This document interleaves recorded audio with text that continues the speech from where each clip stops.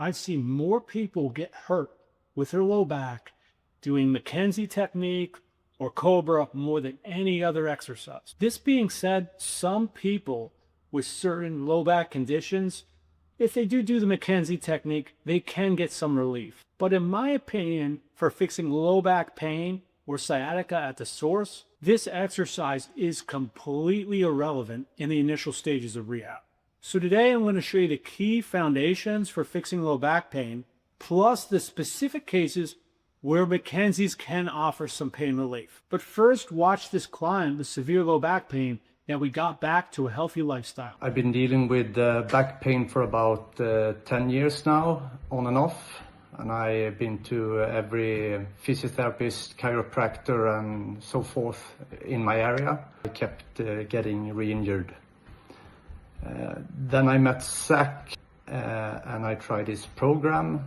And with the glute exercises, I got almost immediate relief. And now I'm totally pain-free. Now I work full-time as a dentist and I keep working his program. So yeah, really happy. So the majority of clients that are dealing with low back pain and sciatica also have something what is called anterior pelvic tilt. Okay, that's where your pelvis anteriorly rotates this way. And this puts a tremendous amount of pressure on your SI joint, L1 through L5, your whole lumbar section. So it's putting your low back in a compromised stress position. So now when you go to do the Cobra Press is putting you more into an anteriorly rotated position as you bridge up or lift up. So it's going to end up just cranking into your SI joint and those lumbar discs. So if you have anterior pelvic tilt, I would say stay completely away from that exercise. You're probably not going to get much relief, and it's just going to end up putting you in a more compromised position and more into anterior pelvic tilt.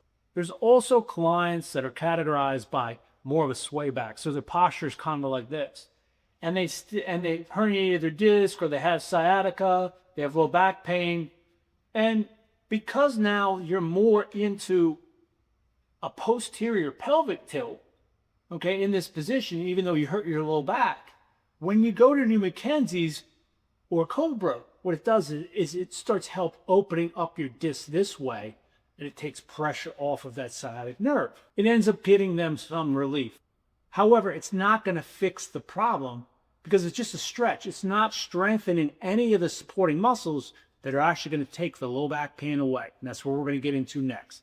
So what I'd like to start with is first talking about the psoas and how to get that release. So most PTs and trainers understand that the psoas attaches to the lower lumbar and slides it on to the front of your hip flexor like so.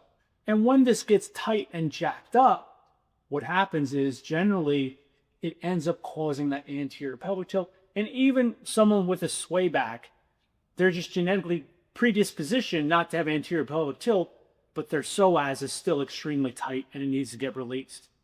Now, you can go and do as much stretching as you want on the psoas. It's only going to release it so far.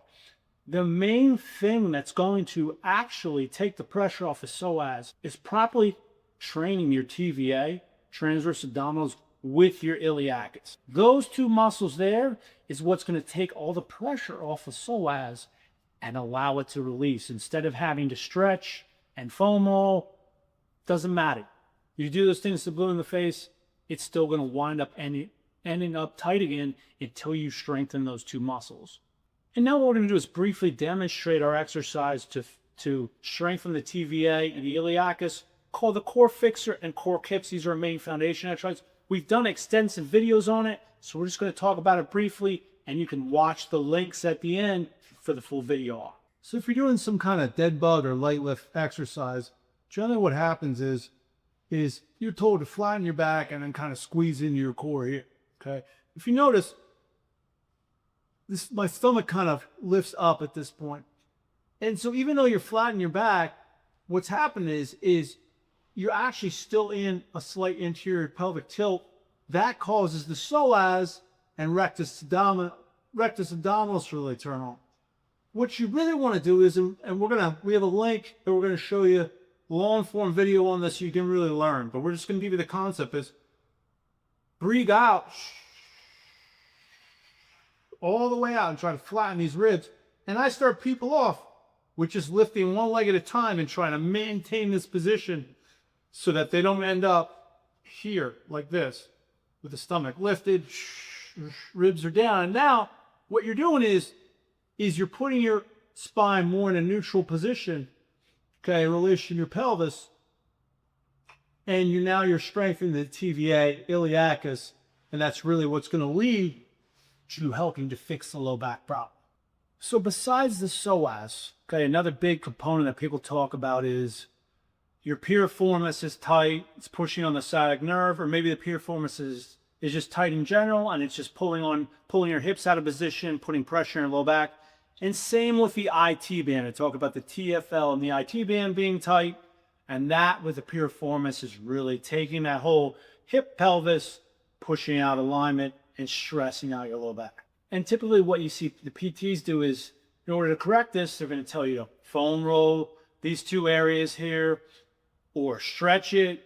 And then another thing they do is they say, okay, we need to strengthen up the glutes, and we're going to do different clamshell and different abduction exercises in order to get the glutes strong, so we can create a support structure there in order to take pressure off of your TFL and your piriformis and get your back feeling good again. And how you're really going to fix these problems is focusing on isolating the glute medius with the glute minimus. Once those two muscles are strong, what that's going to do is it's going to take all the pressure off of the piriformis and also the TFL. But the key is, whenever you're doing any type of glute work, you have to specifically isolate those areas, and you can't allow, when you're doing it like different clamshell exercises, different abduction exercises, that generally what PT use, what they do is they put more pressure on your TFL and more pressure on your piriformis, and that's why it never fully releases. You have to isolate those specific muscles like we're going to show you with the next exercise, and then you can actually start getting some release and eliminate the pressure onto your low back and get the pelvis to go back in the correct position. So when you're doing this here, you don't want to feel it through your hip flexor area here, okay? This would be a compensation. You don't want to feel it high on your glute up here, and you don't want to feel it through your TFL right here. If I squeeze my butt cheek together, that dimple right there, the half moon shape right through here, that's where you want to feel this. And keep in mind, if you're feeling a little bit of the compensations, just a little bit, but you're feeling like 80% in the right area, that's a good start point. So we want our feet a little bit ahead of our hips, okay? This helps us balance. If they're here, we're not going to balance good. And then we're going to put our foot right on top of our calf. We're going to get a 2-inch thick pad or fold up a towel. And what I like doing with people with low back problems is, normally with this exercise, you really want to turn the hip down, and we try to get them to feel the glute in this position right here, okay, with this hip at this angle. But with people with back problems, it starts really irritating them. So what we do is we actually have them turn their hip, rather than here, we have them turn it just a little bit ahead, and then we try to get a fist above the floor, and we just have them hold it till they feel that spot in the glute right there. And generally, this is how we get people to feel it in the correct spot. And then as they get better, they try to work down. Oh, I'm not feeling the right spot. Okay, turn back. And they start trying to work themselves down to this angle down here where they can really feel that glute firing correctly. And if they're not, then again, we start them here. Now, this is complex, and that's why people do projects. We also have an app that really describes this as a start point for people with low back. We also pair this with an exercise called the knee drop. And we have some free sample videos of these. You can check it out in the description of our video. And also take note that after the client really passes this test and that knee drop, then we move on to a more challenging exercise called the flip up, and also an exercise called the wingman. And this is at the highest level. But we always start with the glute fly and the knee drop to develop the glute before we move on to these advancements. I hope you enjoyed this video. Leave some comments down below. Let us know your experience with Cobra and what happened to you when you started doing that if you had low back pain.